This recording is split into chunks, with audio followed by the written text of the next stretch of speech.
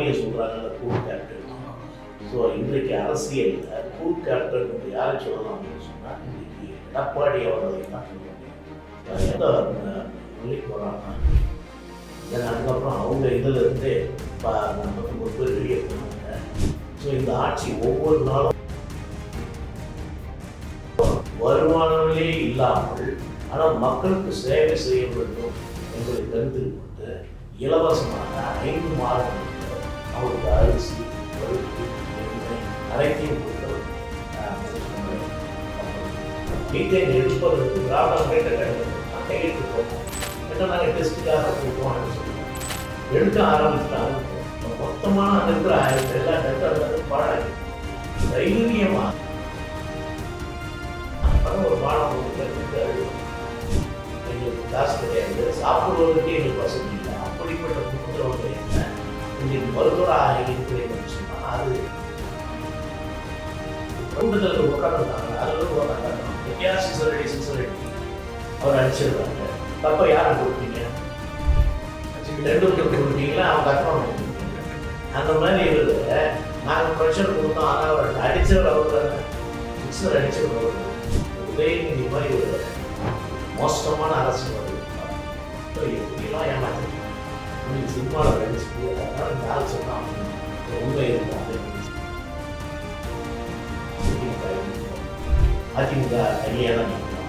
அதிமுக கட்சியை வந்து ஒப்பந்தம் அவங்க கூட்டணி ஒப்பந்தம் சார் எப்பொழுதுமே அது விவாதம்.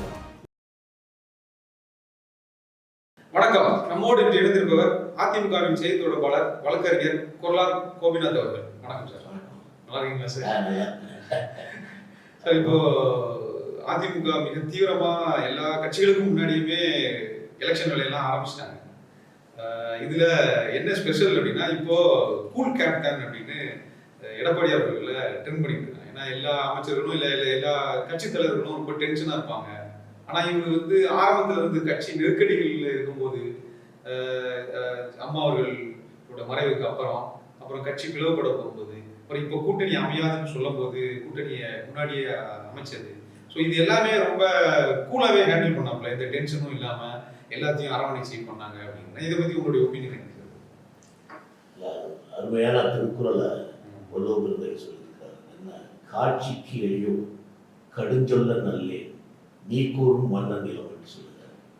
ஒரு தலைவன் எப்படி இருக்க வேண்டும்னா காட்சிக்கு எளியவனாகவும் கடுஞ்சொல் பேசாதவனாகவும் எந்த நிலையும் தன்னிலை மாறாதவனாகவும் எவன் இருக்கிறானோ அவன் தான் சிறந்த தலைவனாக இருக்க முடியும்னு சொல்லுறாரு.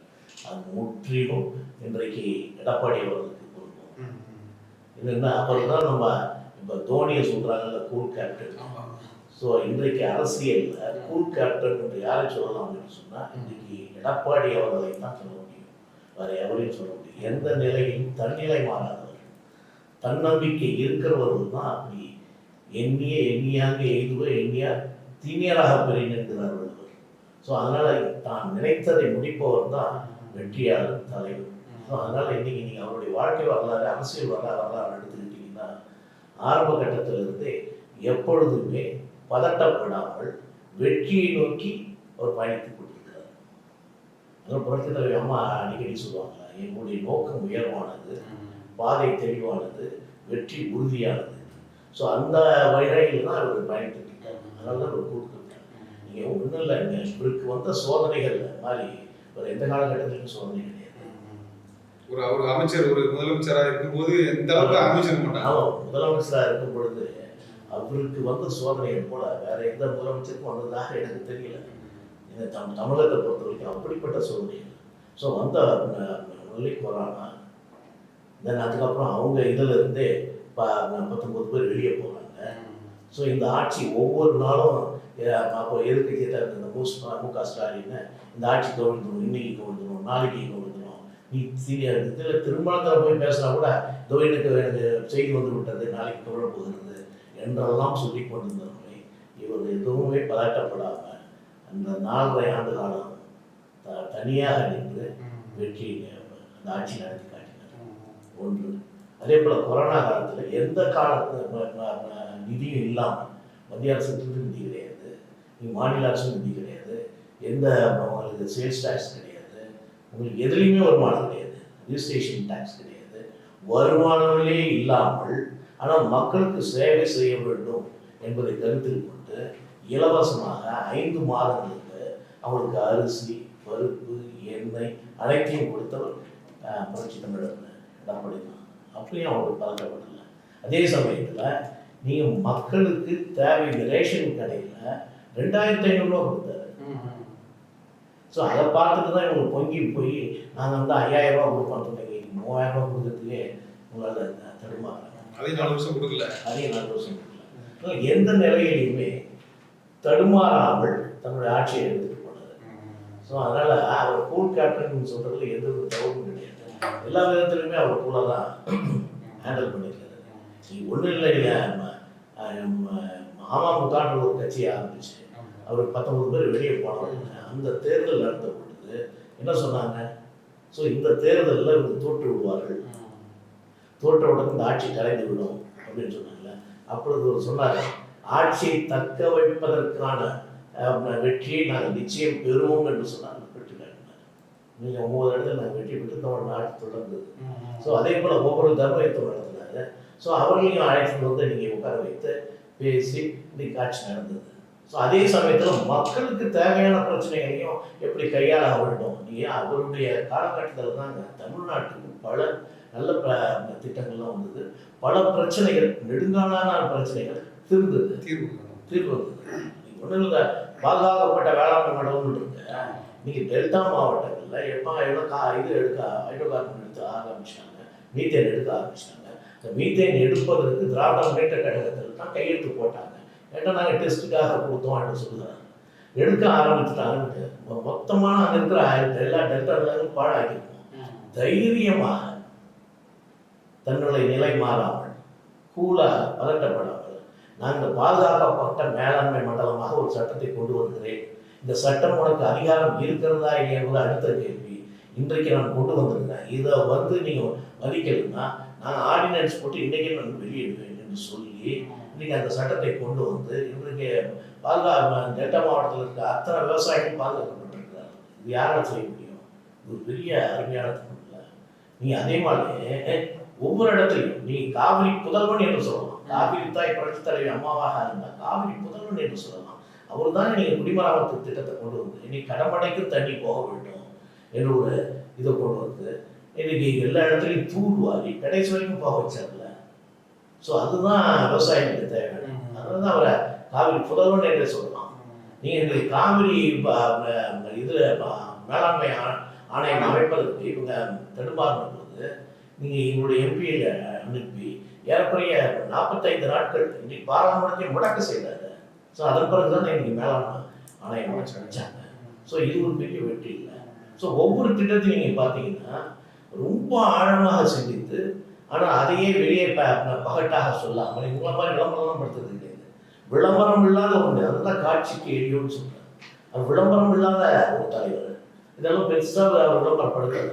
ஸோ இதெல்லாம் படுத்தினீங்கன்னா எங்கே போயிடும். அப்புறம் அந்த மருத்துவ மாணவர்களுக்கு 7.5% ஆமாம், அது நீங்கள் அதில் இப்போ பெரிய விஷயம் என்னன்னா, it is the brain child of EPS என்று சொல்லலாம்.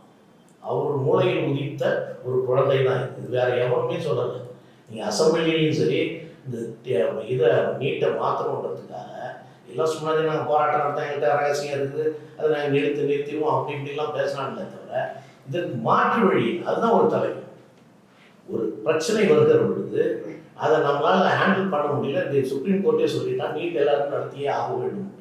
அப்போ என்ன பண்ணணும்? அதுக்கு ஒரு மாற்று வழி கண்டுபிடிக்கிறாங்க. அந்த மாற்று வழியை சரியாக கண்டுபிடித்து அது ஏழை எளிய மக்களுக்கு போய் சேர வேண்டும் என்று சிந்தித்து செயல்பட்டு ஒரு சட்டத்தை கொண்டு வருவோம் தான் சிறந்த தலைவராக இருக்க முடியும்.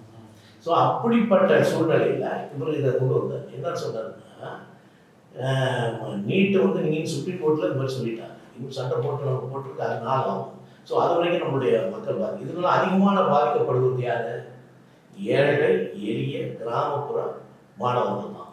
ஸோ அந்த ஏழை எளிய கிராமப்புற மாணவர்கள் இதுவரைக்கும் எவ்வளோ பேர் மெடிக்கல் சீட் வாங்கியிருக்காங்க அரசு பள்ளியில் படித்துட்டு அப்படின்னு நீங்கள் கணக்கெடுத்து பார்த்தீங்கன்னா, இந்த 7.5% கொடுப்பதற்கு முன்பு ஒரு வருடத்துக்கு 10-15 மாணவர்கள் தான். நீட்டு வராதுக்கு முன்னாடியே 10-15 மாணவர்கள் தான். நீட்டு வந்த பிறகு 10 மாணவர்கள் தான். இந்த 7% கொண்டு வந்த பிறகு இன்றைக்கு கிராமப்புறத்து மாணவர்கள் சராசரியாக 600 மாணவர்கள் ஒவ்வொரு மருத்துவராக ஒவ்வொரு வருஷத்துக்கு இன்றைக்கு ஏறக்குறைய 5000 மாணவர்கள் இன்றைக்கு மருத்துவ படிப்பில் படித்துருந்தாங்க. அதனால தான் ஒரு மாணவன் வந்து கண்விட்டு அழுதுதான், எங்களுக்கு காசு கிடையாது, சாப்பிடுவதற்கே எங்களுக்கு வசதி இல்லை, அப்படிப்பட்ட குடும்பத்தில் வந்த என்ன இன்றைக்கு மருத்துவராக இருக்கிறேன் என்று சொன்னால் அது புரட்சி தமிழர் இந்த 7.5 கொண்டு வந்தது தான். இதை வந்து நாம் சொல்லி தான் படுது. இது என்ன இந்த மாதிரியான ஒரு அயோக்கியத்தனம் இல்லை, அதில் ஒரு முட்டாள்தனமும் இருக்க முடியாது. ஒன்றும் இல்லை, ஒரே ஒரு உதாரணம் சொல்கிறேன். நீங்கள் கிரிக்கெட் மேட்ச் நடக்குது, அதில் டெண்டுல்கர் விளையாடுறாரு, கடைசியில் ஒரு 6 அடித்தா வெற்றி வரலாம் அப்படின்னு ஒரு நிலைமை கொடுக்குது. உடனே அவர் 6 அடிக்கிறதுக்கு தயாராகிடுறாரு. கூட்டத்தில் உட்காந்துருக்காங்க, அதுல இருந்து ஒருத்தன் கத்தணும், எப்படியா 6 அடின்னு அவர் அடிச்சிடுறாரு. தப்ப யாருக்கு கொடுப்பீங்க? டெண்டுல்கர் கொடுப்பீங்களா, அவன் கத்தணும் கொடுப்பீங்களா?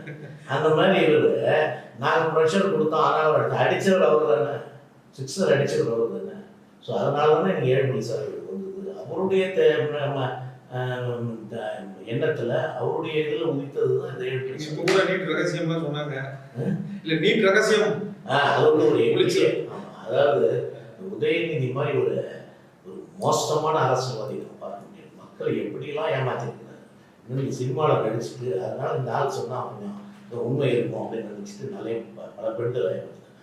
ஒவ்வொரு கூட்டத்திலையும் போய் உட்காந்துக்கிட்டு பொம்பளைங்களை பார்த்து போய் நகையை வச்சிட்டிங்களா, போய் கொண்டு போய் வைங்க, இப்படி ஓடுங்க, ஐயோ டைம் ஆயிடுச்சு, இன்னும் நாளைக்கு எங்கள் ஆட்சி வந்துடும், உடனே நீங்கள் கொண்டு போய் வைங்க அப்படின்னு பல பெண்கள் இந்த ஆள் பேச்சை நம்பி கொண்டு போய் நகையை வைத்து விட்டு இன்றைக்கு முழிக்க முடியாமல் அவைகள்லாம் மூழ்கி போயிருக்கிறது. பல பெண்கள் கொந்தளிக்கிறாங்க. கேட்டால் வந்து நீங்கள் தகுதி இல்லை, உங்களுக்கு அது இல்லை, இது இல்லை, அதனால் உங்களுக்கு அந்த தள்ளுபடி பண்ண முடியாது என்று ஏமாற்றியவர் தான் அந்த உதயநிதி. இந்த உதயநிதி தான் என்ன சொன்னார்னா, அந்த மக்களை ஏமாத்துறதுக்கு, மாணவர் ஏமாத்துறதுக்காக பொய்யாக எங்களுக்கு நீட் ரகசியம் எங்கள்கிட்ட இருக்குது, அது சொல்ல மாட்டேன். அவர் அசம்பிளியில் கேட்கும் பொழுது கூட அதை நாங்கள் சொல்ல முடியாது, உங்களுக்கு தைரியம் இருந்தால் நீங்கள் அதை தெரிஞ்சுக்கிங்க அப்படின்றதெல்லாம் பொய்யாக தானே வந்தால் அவங்க ஆச்சு. பொய்யை நீட் ரகசியம் இருக்குது. இது வரைக்கும் அந்த ரகசியம் யாருக்கும் தெரியல. மாணவர்கள் காரி துப்புற மாதிரி கேட்குறாங்க, எங்கே அந்த ரகசியம் கேட்குறாங்க.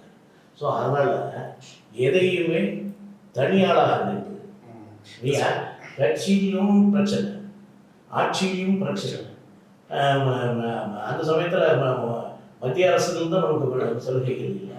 ஸோ இத்தனை சூழ்நிலைகளும் அது இல்லாமல் ஊடகங்களில் பெரும்பான்மையான ஊடகங்களை அவங்க பர்ச்சேஸ் பண்ணிட்டாங்க. ஸோ வாங்கி அவங்களும் நமக்கு அகைன்ஸ்டாக இருக்காங்க. இப்படிப்பட்ட சூழ்நிலை தனியாக நிச்சயமாக வெற்றி பெறுவேன். இந்த கட்சியும் இருக்கும், இந்த ஆட்சி இருக்கும். புரட்சி தலைவர் அம்மா சொன்னது அடுத்த 100 ஆண்டுகள் ஆனாலும் இந்த கட்சி இருக்கும், இந்த ஆட்சி தொடரும், நிறுத்தி காட்டி ஒரு புரட்சி. அதனால தான் அவர் கூல் கேப்டன் என்று சொல்வதில் எந்த இது தவறு கிடையாது. ஒரு 18 எம்எல்ஏக்களையும் தைரியமா ஒரு இடத்துல சஸ்பெண்ட் பண்ணாங்க, நீக்கினாங்க. அந்த அந்த இடம்லாம் எப்படி அந்த முடிவுலாம் தெரியாது. என்னன்னா அவங்க போயிட்டாங்க. ஸோ பல வழக்குகள் இருக்குது. அப்போ இந்த பொம்மை கேஸ் இருக்குது, அதுக்கப்புறம் தெலுங்கானா கேஸ் இருக்குது, அப்புறம் ஹைதராபாத் கேஸ் இருக்குது. ஸோ இவைகளெல்லாம் ஒரு கட்சிக்கு புரடா சொல்வதை எதிர்த்து ஒருத்தர் வாக்களிப்பார் ஆள் அவரை நீக்குவதற்கான அதிகாரம் புரடாவுக்கு இருக்குது, அந்த கட்சிக்கு தலைமைக்கு இருக்குது. ஸோ அப்படி இருக்கிற பொழுது 18 பேரும் தனியாக ஒரு கட்சிக்கு ஒரு போயிட்டாங்க போது தைரியமாக நீக்கிட்டாரு. என்ன அப்பதான் என்ன சொன்னாங்க, இந்த தைரியமாக நீக்கிட்டாரு. இன்னைக்கு இருக்கிற சூழ்நிலை 18 பேருக்கு நீங்கள் தேர்தல் வைத்த நீங்கள் வெற்றி பெற முடியாது, குறைஞ்சபட்சம் 2-3 சீட்டு கூட வாங்க முடியாது என்றெல்லாம் சொன்னார். இவர்கள் நிச்சயமாக நாங்கள் வெற்றி பெறுவோம் அப்படின்னு சொன்னார். அதனால் எங்க அந்த தேர்தலில் அவங்க கான்சன்ட்ரேட் பண்ணது இதுதான். அப்பொழுது என்ன ஒரு பெரிய வேடிக்கைன்னா, அந்த இதில் முடிவில் கூட சொன்னாங்க, என்னென்ன 3 விஷயத்தில் நாங்கள் வெற்றி பெற்றிருக்கிறோம். ஒன்று, இந்த ஆட்சி தக்க வைத்துக் கொள்ள வேண்டும், அதில் நாங்கள் வெற்றி பெற்றோம். ஏன்னா 9 பேர் நாங்கள் வெற்றி பெற்றோம், தக்க வைத்துக் கொள்ளணும்.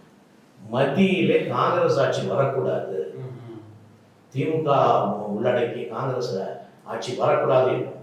அதுலேயும் அங்கேயும் வெற்றி பெற்றோம், அவங்க ஓடி விட்டார். ஸோ இங்கே இந்த கட்சிக்கு துரோகம் செய்தவர் வெற்றி பெறக்கூடாது என்று நினைப்போம். ஸோ அதுலேயும் நாங்கள் வெற்றி பெற்றோம். ஸோ 3 விதத்திலையும் இது சரியாக அனலைஸ் செய்து அவர் நிறுத்தி காட்டினார். அதனால தான் அவர் கூப்பிட்டாங்க. அப்புறம் அந்த கூட்டணி வந்து அதிமுக தனித்து விடப்படும், பிஜேபியோட சேர்ந்ததுனால அதிமுக அழிச்சிடும், பிஜேபி வந்து முழுங்கிடும், கூட்டணிக்கெல்லாம் யாருமே போக மாட்டாங்க அப்படின்னாங்க. ஆனா தமிழ்நாட்டுல முதல்ல கூட்டணியை மிக அழகா கட்டமைச்சது அதிமுக. அது எப்படி நடந்துச்சு? அது ரொம்ப அருமையான திருக்குறள் பிறர்க்கின்னா முற்பகல் செய்யும், தமக்கின்னா பிற்பகல் தாமே வரும்னு சொல்லுவார். ஸோ நீ வந்து என்ன சொல்லிட்டு இருந்த, காலையில் ஏறிச்ச உடனே முக ஸ்டாலின் என்ன வேலை, இதான் இந்த ஆட்சி, அவர் கட்சியை விட்டாரு, அவர் ஆட்சியை விட்டாரு, உடனே அதிமுக அழிந்து விடும், அதிமுக தனியாக தான் நிற்கும், அதிமுக கட்சியை நோக்கி ஒருத்தன் கூட போக மாட்டான், அவங்க கூட்டணிக்கு ஒருத்தனுக்கு சேர மாட்டான், எப்பொழுதுமே அது இதுவாக தான் இருக்கும், இதோடு முடிஞ்சு பிடிச்சதுக்காக அது வரவே வராது என்று சொன்னதை தலைகீழாக மாற்றி இன்றைக்கு அதிமுகவை நோக்கி அத்தனை கட்சிகளும் வர ஆரம்பிச்சிச்சு. இவ்வளோ பெரிய கூட்டணி என்னைக்கு தமிழகத்தில் எல்லா தரப்பு மக்களும் ஆதரிக்க ஆரம்பிச்சிட்டாங்க. இன்றைக்கு பிஜேபி வந்துருக்குது, இன்றைக்கு அமமுக வந்துருக்குது, இன்னைக்கு பாமக வந்துருக்குது, இன்றைக்கி ஃபார்வர்ட் டாக் கதிரவன் வந்திருக்கிறாரு, இன்னைக்கு ஜான் பாண்டியன் வந்திருக்கிறாரு, இன்னும் பல கட்சிகள் தமாக வந்திருக்கிறது. ஸோ இப்படி இவர் மூர்த்தி வந்திருக்கிறாரு. ஸோ பல கட்சிகள் இப்போ எல்லாமே வந்துட்டாங்க, இன்னும் வந்து கொண்டு இருக்கிறார். ஸோ இந்த தலைகீழாக அந்த இவர்கள் சொன்ன சரி திட்டத்தை மாற்றி இன்றைக்கு அதிமுக தான் பலமான கூட்டணியை அமைத்திருக்கிறது, அதுவும் முதலிலேயே அமைத்திருக்கிறது என்ற ஒரு நிலையை இன்றைக்கு ஏற்படுத்தியிருக்கிறது. உங்களுடைய கருத்துக்களை மிக தெளிவாக முடிச்சதுக்கு